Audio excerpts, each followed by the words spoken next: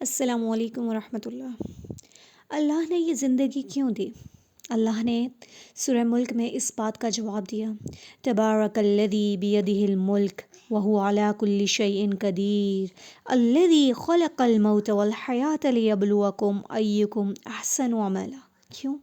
کہ اللہ تمہاری آزمائش کر سکے کہ کون تم میں سے احسن عمل کرتا ہے، نیک عمل کرتا ہے۔ تو یہ جو آزمائش ہے، یہ جو ٹیسٹ ہے، یہ ہر ایک انسان کے لیے ہے۔ کوئی بھی انسان اس آزمائش سے بچا ہوا نہیں ہے، بس صورتیں مختلف ہیں۔ کوئی انسان مال کی سے آزمایا جا رہا ہے، کوئی اولاد کے ذریعے آزمایا جا رہا ہے، اور کوئی کسی اور طرح آزمایا جا رہا ہے۔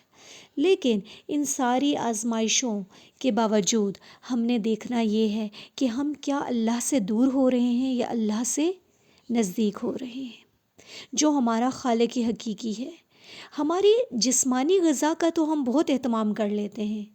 آج طرح طرح کے کھانے کھا لیے، آج اس چیز کا دل چاہا تو یہ کھا لیا، اس چیز کا دل چاہا تو وہ کھا لیا، لیکن اپنی روحانی غذا کا ہم لوگ کس حد تک خیال رکھتے ہیں؟ اور روحانی غذا اللہ کے پیغام کے سوا، اللہ کے دین کے سوا اور کوئی چیز ہو نہیں سکتی۔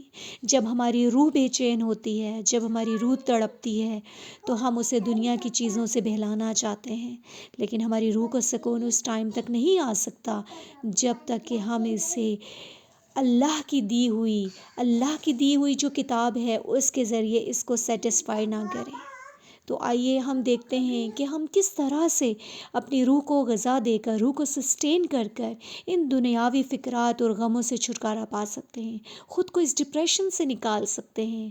ہمارے آج کے دور کے جو مسائل ہیں، غم ہیں، فکرات ہیں، ان سب کی وجہ ہی تو یہی سب کچھ ہے کہ ہم نے اپنے جسموں کو تو غذا خوب تر و تازہ دی، پر اپنی روح کی غذا کا خیال ہم نہ رکھ سکے۔ اللہ نے قرآن پاک میں فرما دیا، وَلَيَبْلُوَنَّكُمْ بِشَيْءٍ مِّنَ الْخَوْفِ وَالْجُوعِ وَنَقْصٍ مِّنَ الْأَمْوَالِ وَالْأَنفُسِ وَالثَّمَرَاتِ، اور میں ضرور تمہاری آزمائش کروں گا۔ کس سے؟ خوف سے، بھوک سے، وَنَقْصٍ مِّنَ الْأَمْوَالِ اور مالوں کی کمی سے، وَالْأَنفُسِ اور تمہارے نفسوں سے، وَالثَّمَرَاتِ اور پھلوں سے۔ تو یہ آزمائش تو آنی ہی آنی ہے، لیکن خوشخبری سنا دیجئے، وَبَشِّرِ الصَّابِرِينَ، صبر کرنے والوں کو۔ جب انہیں کوئی مشکل پہنچتی ہے، جب انہیں کوئی تکلیف پہنچتی ہے، تو وہ کیا کہتے ہیں؟ اِنَّا لِلَّهِ وَإِنَّا إِلَيْهِ رَاجِعُونَ۔ تو کامیاب وہی انسان ہے جو مصیبت کو ہینڈل کرنا جانتا ہے، اپنے رب سے راضی رہتا ہے، مصیبت کے آنے پر شکوہ شکایت نہیں کرتا، اللہ سے رجوع کر لیتا ہے، اللہ سے لو لگا لیتا ہے، اللہ سے مدد مانگتا ہے۔ جیسے ہر نماز میں ہم اس بات کو کتنی بار دہراتے ہیں، ایاک نعبد و ایاک نستعین، ہم تیری ہی عبادت کرتے ہیں اور تجھ ہی سے مدد مانگتے ہیں۔ ہر نماز میں اس بات کو جب دہرا رہے ہیں تو پھر عملی زندگی میں بھی اس کی پریکٹس ہونی چاہیے کہ اے اللہ، ہم صرف تیری ہی عبادت کریں گے اور صرف تجھ ہی سے مدد مانگیں گے، اور تو ہی ہمارا مددگار ہے۔ اور بندہ مومن یہ بھی جانتا ہے کہ جو بھی تکلیف آتی ہے، آزمائش آتی ہے، وہ اللہ کی طرف سے ہے۔